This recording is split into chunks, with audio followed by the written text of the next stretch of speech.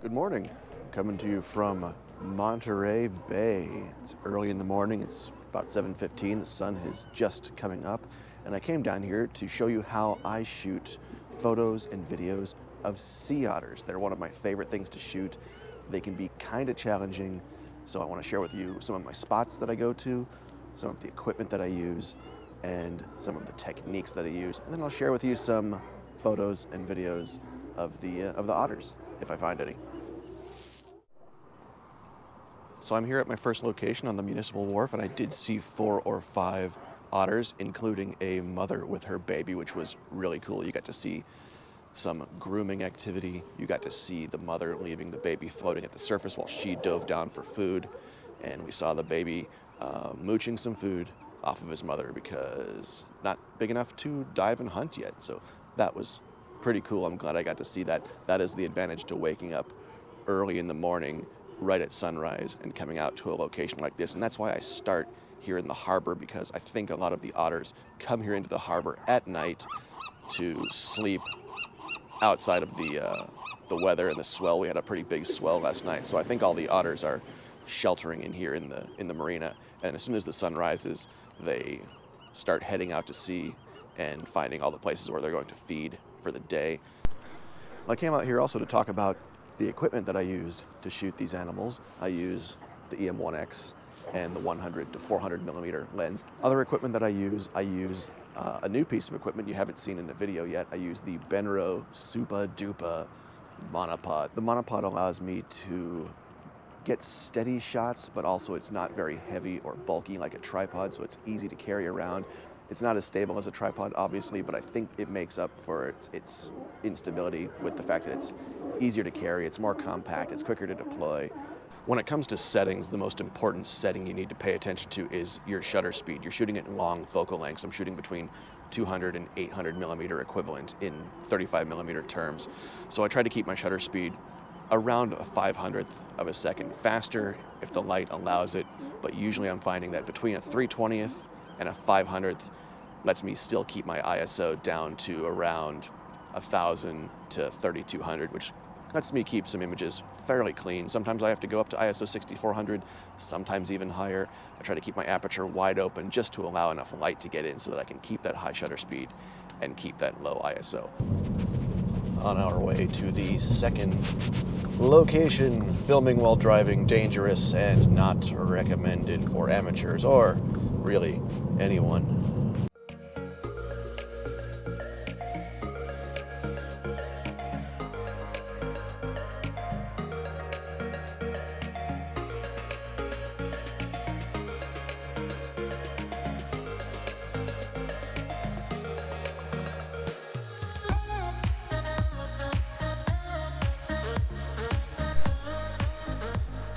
So here we are at location number 2. This is San Carlos Beach, also called Breakwater, also called Breakwater Marina, also called the Coast Guard Pier. This jetty is a little bit lower to the water than the pier I was just on, so sometimes you can get slightly closer, more intimate shots of the otters. Whenever you can get a shot that looks like it's coming from water level, I think those are the most immersive, the most engaging. They look like they were shot from the otter's point of view. So whenever I can get something like that, I will. It's also about an hour before high tide. Otters tend to be fairly active at this site around high tide, I think because the water exposes stuff they couldn't get to before, or they feel more comfortable coming in closer to the breakers where they can get some food they didn't have access before. All right, I got lucky here at Breakwater. I actually saw that same mother and baby otter that I saw over at the Municipal Wharf. By the time I drove around here, they had just swam across the marina and were rounding the point here at Breakwater. So I got a few more shots of them. The light's getting a little tricky because the sun is starting to get a lot more direct and bright. So you're starting to get really, really high contrast. It's getting a little more difficult to shoot shots, and it's only about 8:30 in the morning so far.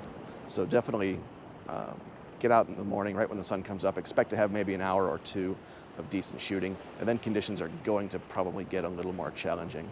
Another piece of equipment that I didn't talk about in the first segment that I find to be sometimes helpful is a circular polarizer for your lens. In the morning, the light is coming in at a pretty low angle so it's not that critical. But as the light gets higher, as the sun gets higher in the sky, it can help cut down reflections in the water. And especially with these animals, their fur is really, really fine. And so when their fur is wet, even if you have good sharp focus, if there's a lot of water in their fur, it looks really, really shiny, and it really gives the impression of an image that's softer than it actually is. So sometimes a polarizer can help cut through the shine of water on their fur. It can help cut down the glare. And sometimes you have to choose your sight based on the time of the day and what the light is doing. You'll get another chance to shoot in the evening when the light is coming from the opposite angle. So some of these sites that are not good in the morning might be good in the afternoon. Come to the same sites at different times of the day until you start to build a catalog in your head of what sites are going to work for what conditions and where you're likely to see otters at different times of the day. So now that the sun is fully up, it's 9 o'clock in the morning, I'm going to go try to find some other locations that have worked for me in the past, and we'll see if we find some more otters. My third stop today is at the end of Reeside Avenue and Cannery Row. There are some rocks right down here next to the water, and there's a balcony from a hotel right behind me. This is a good chance to get about as close as possible to those otters in the offshore kelp beds. You still need a lot of reach. You need at least 400 millimeters, ideally 800 millimeters, to even see that there are otters out in the kelp. Okay, I just pulled up at the last location of the day. The sun has come out, so I could get rid of the down jacket and the stocking cap and enjoy the sunlight for a while. The last location I want to show you today is Lover's Point. And this one, there's a little more legwork involved in finding the otters. At the other locations I showed you, you can pretty much park, and within 100 yards or so, you're gonna see otters most times in the morning. At Lovers, they're a little more spread out, and that's because it's a little more exposed to the ocean out here. The waves can get really rough. The waves are really rough today. And so you gotta do a little bit of exploring, and the otters are going to be in different spots throughout the day. So I think I'm gonna get out of the car now. I'm gonna grab my camera, I'm gonna go on a little walk, and I'm gonna see what I can find.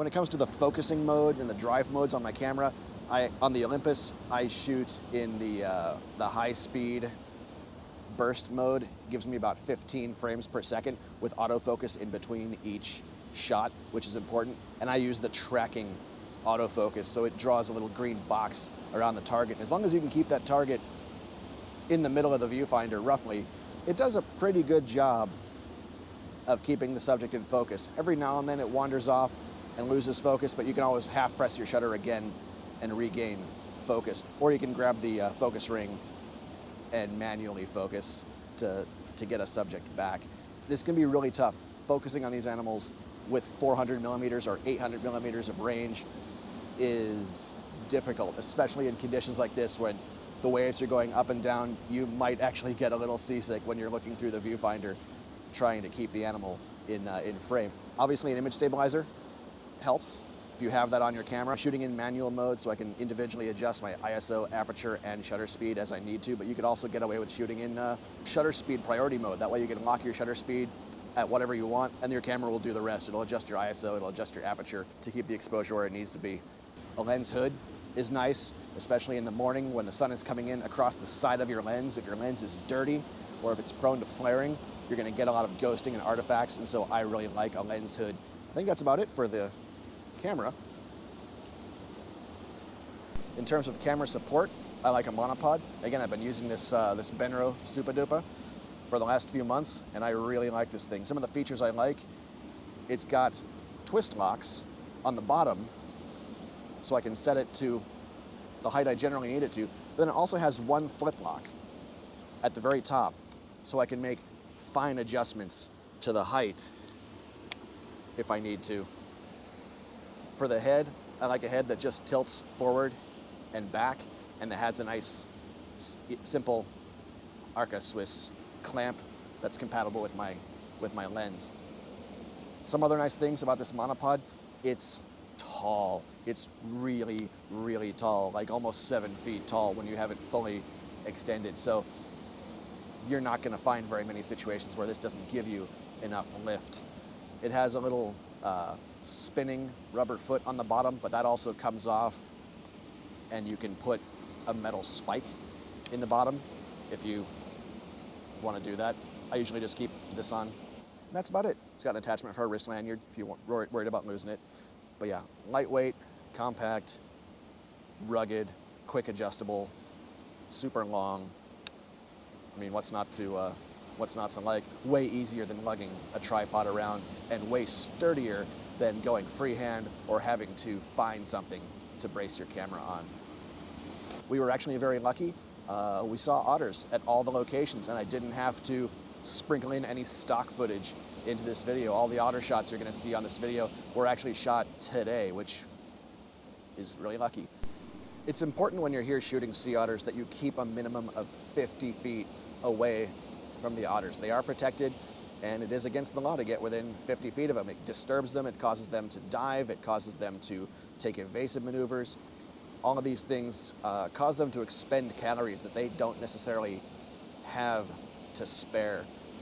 These guys have to hunt most of the day and eat about a quarter of their body weight every day in order to gather enough calories to actually survive. So if they're wasting time and energy evading humans and hiding from humans, it gives them a much harder shot at life. So all of the locations I showed you today make it very easy to maintain that distance. It's actually very difficult to get closer than 50 feet from the locations I showed you today. So not only are these great spots to see otters in the wild, but also they allow you to keep your distance and show these animals the respect they deserve. So I hope you enjoyed this video.